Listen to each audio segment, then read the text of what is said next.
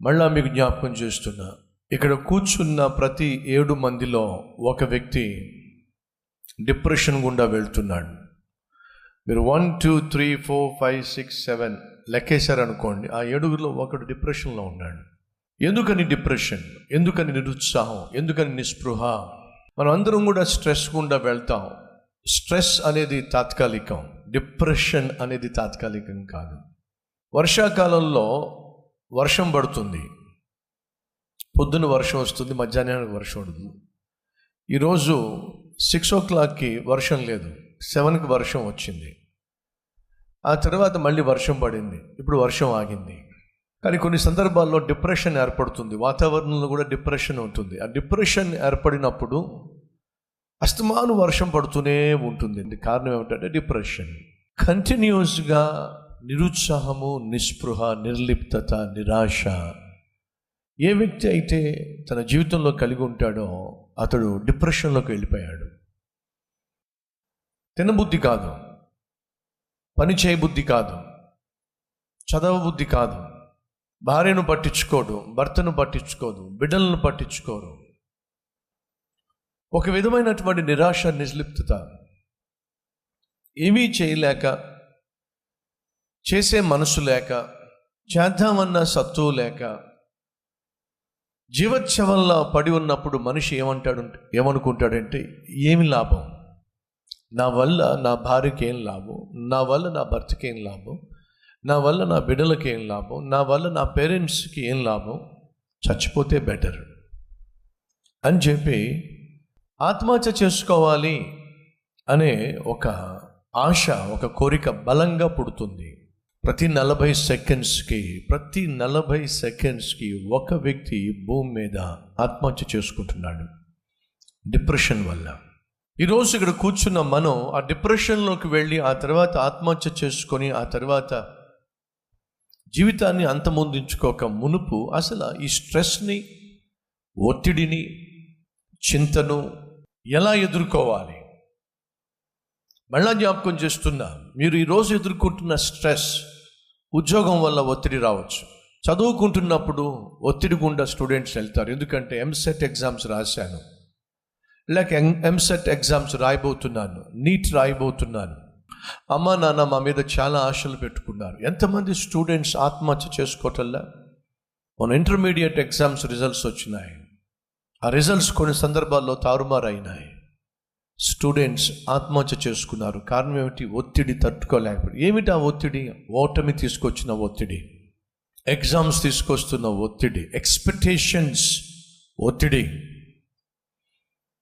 అలాగే ఉద్యోగంలో ఒత్తిడి, కుటుంబంలో ఒత్తిడి, ఆర్థికంగా ఒత్తిడి, అలాగే నీ శత్రువులు నీ మీద దాడి చేస్తున్నప్పుడు నువ్వు ఎదుర్కొనే ఒత్తిడి, కొలీగ్స్ వల్ల, ఉద్యోగం చేసే చోట కొలీగ్స్ వల్ల వచ్చే ఒత్తిడి, పైన బాస్ పెట్టేటటువంటి కండిషన్స్ వల్ల, శాసనాల వల్ల ఒత్తిడి, శత్రువులు విసిరే సవాలుల వల్ల ఒత్తిడి, ఇవన్నీ కూడా జీవితంలో ఒక భాగమే. అతడు ఒక ఆత్మీయుడు, అద్భుతమైన ఆత్మీయుడు, ప్లస్ దేశాన్నే పరిపాలిస్తున్నటువంటి రాజు, గొప్ప రాజు అయినప్పటికీ కూడా గొప్ప ఆత్మీయుడు. సాధారణంగా మనం అంటూ ఉంటాం కదా, ధనం ఉంటే గుణం ఉండదు, గుణం ఉంటే ధనం ఉండదు. కానీ అతడు రాజు గనుక సకల భోగభాగ్యాలు పొందుకోగలిగాడు, అయినప్పటికీ అద్భుతమైన ఆత్మీయుడు. రాజు అయినంత మాత్రాన కొమ్ములు మాత్రం రానివ్వలేదు, గర్వానికి తావివ్వలేదు. ఇంటర్మీడియట్ కాస్త ఫస్ట్ క్లాస్లో పాస్ అయితే చాలు, కొంతమంది భూమి మీద నడవరు. ఎంసెట్లో ర్యాంక్ వస్తే చాలు, వీళ్ళకి బైక్ భూమి మీద నడవదు. మంచి ఉద్యోగం వస్తే చాలు, వీళ్ళని ఎవ్వరూ పట్టుకోలేరు. ఇది సాధారణంగా మనం చూస్తూ ఉంటాం. కానీ ఈ మహా గొప్ప ఆత్మీయుడు యవ్వన ప్రాయంలోనే రాజుగా ఎన్నుకోబడ్డాడు. చూద్దాం రండి అందరం కలిసి 2వ రాజుల గ్రంథము 18వ అధ్యాయము 1వ వచనం. ఇశ్రాయేలు రాజును ఏలా కుమారుడైన హోషేయ ఏలుబడిలో 3వ సంవత్సరమందు యూదా రాజును ఆహాజు కుమారుడైన హిజ్కియా ఏలనారంభించాను. యూదా అనే రాజ్యాన్ని హిజ్కియా అనే ఒక యవనస్తుడు 25 years వయసులో పరిపాలన చేయటం మొదలుపెట్టాడు. ఊహించగలరా? 25 సంవత్సరాల వయసులో ఒక ఎమ్మెల్యే అయితే ఆశ్చర్యపోతాం. 25 సంవత్సరాల వయసులో ఎంపీ అయితే ఆశ్చర్యపోతాం. 25 సంవత్సరాల వయసులో ఓ చీఫ్ మినిస్టర్ అయితే అంతకంటే ఆశ్చర్యం ఏముంటుంది చెప్పండి. 25 సంవత్సరాల వయసులో దేశాన్నే పరిపాలించేటటువంటి రాజు అంటే అసలు ఇంకంతకంటే అద్భుతం ఏముంటుంది చెప్పండి. అటువంటి మహా అద్భుతం హిజ్కియా అనేటటువంటి ఒక యవనస్తుని జీవితంలో దేవుడు అనుగ్రహించాడు. తమ్ముళ్ళు, చెల్లెళ్ళో, మీ పట్ల దేవుడు ఉన్నతమైన ఉద్దేశాలు కలిగి ఉన్నాడు. శ్రేష్టమైన తలంపులు కలిగి ఉన్నాడు. ఆయన ఆలోచనలు ఆకాశం అంత ఎత్తైనవి. నీ పట్ల ఆయన కలిగి ఉన్న తలంపులు బహు గంభీరమైనవి. దయచేసి ఈ విషయాన్ని, వాస్తవాన్ని అంగీకరిస్తే మంచిది, అర్థం చేసుకుంటే మంచిది. ఏ దేవుడైతే హిజ్కియాను 25 సంవత్సరాల్లో దేశాన్నే పరిపాలించే మహాభాగ్యాన్ని దేవుడిచ్చాడో అదే దేవుడు నీ పట్ల కూడా ఉన్నతమైన తలంపులు, ఆలోచనలు కలిగి ఉన్నాడు. హిజ్కియా ఎటువంటి స్ట్రెస్ గుండా ఆ రోజు వెళ్ళాడయ్యా అంటే, ఎటువంటి భయం గుండా ఆ రోజు వెళ్ళాడయ్యా అంటే, తన బట్టలు చింపేసుకున్నాడు. తన బట్టలు చింపుకొని గోనె పట్ట కట్టుకొని యెహోవా మందిరమునకు పోయి, ఎక్కడికి వెళ్ళాడట? స్ట్రెస్ గుండా వెళ్తున్నావా? జీవితంలో తీరని సమస్యలు ఉన్నాయా? ఎన్ని ప్రయత్నాలు చేసినా విజయం సాధించలేకపోతున్నావా? అయితే నీ సమస్యకు పరిష్కారం ఎక్కడా? హిజ్కియాకు తనకున్న సమస్యకు పరిష్కారం ఎక్కడ దొరికిందో తెలుసా మీకు? దేవుని మందిరంలో. శత్రువు తన దేశాన్ని ఆక్రమించుకోవడానికి మహాసైన్యంతో దిగి వచ్చేసినప్పుడు, యెరూషలేము ప్రాకారము చుట్టూ వందల వేల మంది సైన్యము దిగి వచ్చినప్పుడు, తప్పించుకునే మార్గం కానరానప్పుడు ఎక్కడికి వెళ్ళాడో తెలుసా? దేవుని మందిరానికి వెళ్ళాడు. ఎందుకని? మనిషి కలిగి ఉన్న ప్రతి సమస్యకు పరిష్కారాన్ని అందించగలిగిన స్థలము ఈ భూమి మీద ఏదైనా ఉంది అంటే అది దేవుడు నివసించు తన మందిరమో. దేవుని మందిరానికి వచ్చాడు. తన సమస్య ఎవ్వరూ తీర్చలేనిది, భయంకరమైన ఒత్తిడి గుండా, టెన్షన్ గుండా తను వెళ్తున్నప్పుడు తన బట్టలు చింపేసుకున్నాడు. పరుగున మొదటగా చేసింది ఏమిటంటే ప్రభువు సన్నిధికి వచ్చాడు, ప్రార్థనా మందిరానికి వచ్చాడు.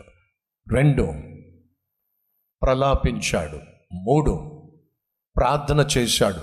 4 ప్రవక్తను పిలిచాడు, లేక ప్రవక్తకు తన సమస్యను చెప్పాడు. యెషయా ప్రవక్త, మీకు తెలుసు కదా యెషయా గ్రంథం. యెషయా గ్రంథం రాసింది యెషయా ప్రవక్త. యెషయా ప్రవక్త దగ్గరకు వార్త పంపిస్తున్నాడు. ఎందుకని? ప్రవక్త దగ్గర దేవుని వాక్కు ఉంది. దేవుని వాక్కు ప్రతి సమస్యకు పరిష్కారం. మొదటిగా ఎక్కడికి వచ్చాడు? పరిస్థితులు బాగోన్నప్పుడు, ప్రమాదం పొంచి ఉన్నప్పుడు, భయము ఆవరించినప్పుడు, ఒత్తిడి తట్టుకోలేకపోతున్నప్పుడు ఎక్కడికి వెళ్ళి తాను ఆ ఒత్తిడి నుండి, ఆ భయం నుండి, ఆ భీతి నుండి, ఆ టెన్షన్ నుండి విడుదల పొందుకోవాలని ఆశించాడు? దేవుని మందిరానికి వెళ్ళి. కానీ సైతాన్ ఏం చేస్తాడో తెలుసా? నువ్వు ఒత్తిడి గుండా వెళుతున్నావు, నువ్వు టెన్షన్ తట్టుకోలేకపోతున్నావు, నీకు బెస్ట్ ప్లేస్ చూపిస్తాను. ఎక్కడ? Bar and restaurant. ఏమిటది? బార్ అండ్ రెస్టారెంట్ అంట. భయపడవద్దు. ఏ ఆయుధమైతే శత్రువు నీకు వ్యతిరేకంగా నియమించాడో ఆ ఆయుధము అతని మీదే నేను ప్రయోగించబోతున్నాను. దేవుడు నీకు మాట ఇస్తున్నాడు. ఆ రోజు ఆ మాట విన్నటువంటి హిజ్కియా ధైర్యం తెచ్చుకున్నాడు. తను కలిగిన టెన్షన్ని, తను కలిగిన భయాన్ని, తను కలిగిన ఆ వర్రీని, ఒత్తిడిని ఎక్కడ వదిలేశాడో తెలుసా మీకు? దేవుని మందిరంలో. సహోదరి సహోదరులు, ఈరోజు మన మధ్య ఎవరైనా ఉన్నారా? ఒత్తిడి గుండా వెళుతున్న వాళ్ళు, టెన్షన్ గుండా వెళుతున్న వాళ్ళు.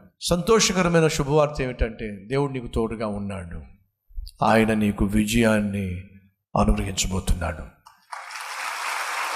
నువ్వు విశ్వసిస్తున్నట్లయితే ఈ సమయంలో నాతో పాటు కలిసి ప్రార్థన చేస్తావా? రండి ప్రార్థన చేద్దాం.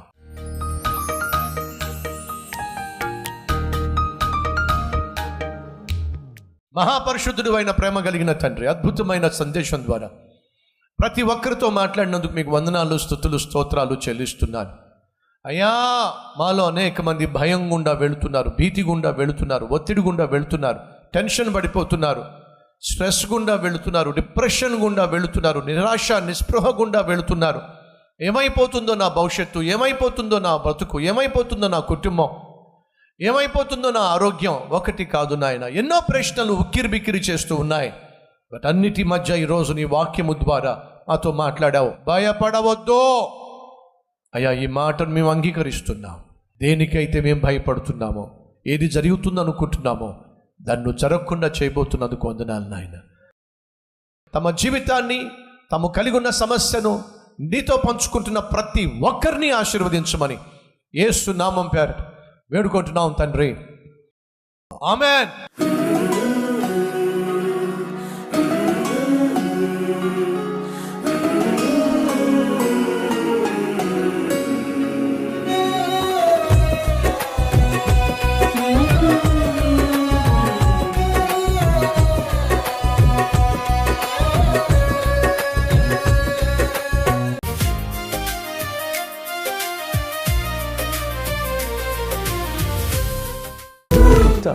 డైలీ డివోషన్ మీకు ఆశీర్వాదకరంగా ఉంటే 10 మందికి షేర్ చేయండి, లైక్ చేయండి, అలాగే ఖచ్చితంగా కామెంట్ పెట్టండి.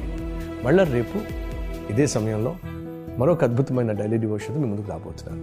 అంతవరకు సెలవు.